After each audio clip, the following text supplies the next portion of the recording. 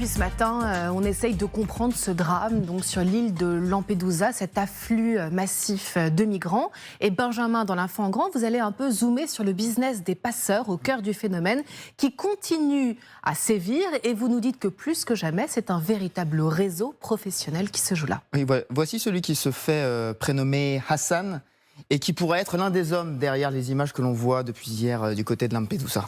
En fait, la Repubblica explique que c'est l'un des passeurs les plus puissants de Sfax, donc juste en face de Lampedusa, 180 km au plus loin. Et la Repubblica a réussi, au début du mois de juin, à obtenir une interview exclusive qui est un peu passée inaperçue, mais quand on la relit aujourd'hui, on comprend exactement ce qui est en train de se passer du côté de Lampedusa.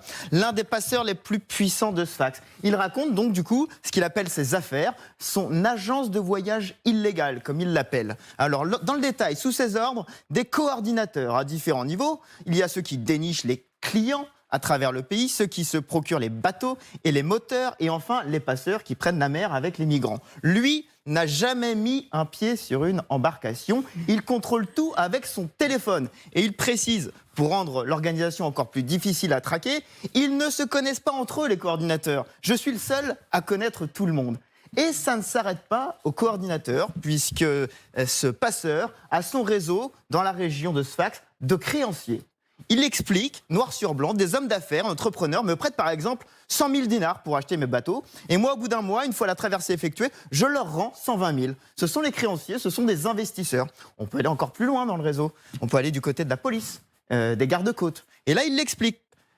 Nous devons identifier parmi les nouveaux qui nous pouvons corrompre et qui nous ne pouvons pas. Alors il y a les incorruptibles, mais aussi ceux qui acceptent des pots de vin afin de fermer les yeux sur les contrôles en mer et à terre. Et je termine encore le réseau, allez on va encore un peu plus loin, les bateaux.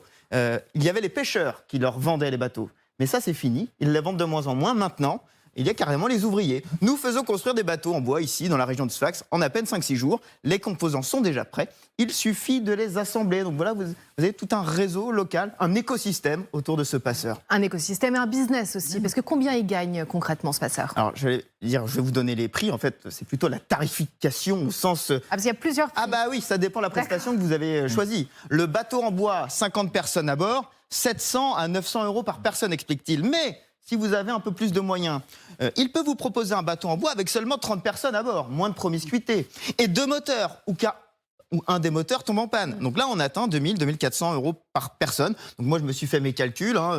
Ça veut dire qu'il gagne par traversée 40 000 à 70 000 euros Oui, c'est par beaucoup. traversée. Donc il explique que rien que pour le mois d'août, il avait déjà, entre guillemets, des réservations pour 30 bateaux. Donc 30 fois les chiffres que je viens de vous donner, pour le mois d'août, on va dire que ça a aussi entre 1,5 million et 2 millions d'euros. C'est quand même assez impressionnant. Alors il précise, je peux vous le faire gratuitement le transport. Alors on se dit, vraiment, pourquoi? Alors si quelqu'un n'a pas d'argent, il peut partir gratuitement, mais il doit nous amener au moins 5 clients. Et puis s'il y a des problèmes en mer, il sera le premier à sauter à l'eau. Après tout, le client est roi. C'est vraiment le fonctionnement d'une marchandise, c'est le fonctionnement d'une entreprise. Alors là, je vous ai montré le trajet Tunisie-Italie, mais si vous êtes un migrant et que vous voulez aller au Royaume-Uni, ce qui est le cas d'une bonne partie d'entre eux, 900 à 3 000 euros pour l'Italie. Le passage de la frontière française, le dernier chiffre que j'ai vu, c'est 1 000 euros. Et puis ensuite, le passage de la Manche, 3 000 à 5 000 euros. Donc vous voyez que le budget est très important pour passer les frontières. Vous avez des packages qui sont faits directement du pays d'origine jusqu'au pays de destination, avec l'hébergement, avec la nourriture, avec même les faux papiers. On arrive peut-être parfois sur des budgets de 20 000 euros. Ce qui fait que, alors sur les derniers chiffres Méditerranée, 2015-2016 qu'on a, Europol disait 5 milliards d'euros de chiffre d'affaires générés par les traversées pour les passeurs. 5 milliards, je regardais, c'est plus que le budget de la culture, par exemple, en France. C'est organisé de façon très impressionnante. Ça fait évidemment penser au trafic de drogue. C'est tellement florissant comme le trafic de drogue qu'on a beau lutter, on n'y arrive pas. Alors, on a quand même des coups de filet. Un peu d'ailleurs, sur le modèle des trafics de drogue, on éteint des points de deal. Là, on éteint, par exemple, sur la frontière France-Italie. Là, on a communiqué il y a 2 jours. Depuis le début de l'année, 208 filières de passeurs ont été démantelées à la frontière franco-italienne. Et pourtant, ça continue.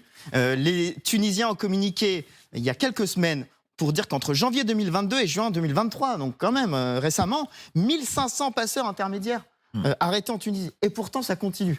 Et ça continue parce qu'en fait, les têtes ne sont jamais coupées. et que les recrutements continuent. Je vous interpelle juste sur une arrestation en juillet 2023, Interpol, 1000 personnes dans le trafic de migrants. Et là, je vous montre tous les pays concernés par les arrestations. Là, vous allez comprendre pourquoi c'est difficile. Il y en a 54. Afrique du Sud, Algérie, Angola, Bangladesh, Botswana, Burkina Faso, Burundi. Je ne vais pas tous vous les faire, mais c'est un hydre à plusieurs têtes. Rien que sur la Manche, par exemple, l'année dernière, le bateau partait de Chine, il était stocké en Allemagne, et de l'Allemagne, il arrivait jusqu'au Royaume-Uni. Donc vous voyez, l'aspect international rend les choses très difficiles. Et si vous voulez compliquer encore une dernière fois la question, le fait qu'on renforce les frontières, écoutez regardez ce que dit Interpol, le durcissement dans les pays de destination et des technologies de contrôle des frontières, les migrants ont de plus en plus de recours aux services de passeurs organisés. Plus c'est dur de passer, malheureusement, plus on a besoin de passeurs.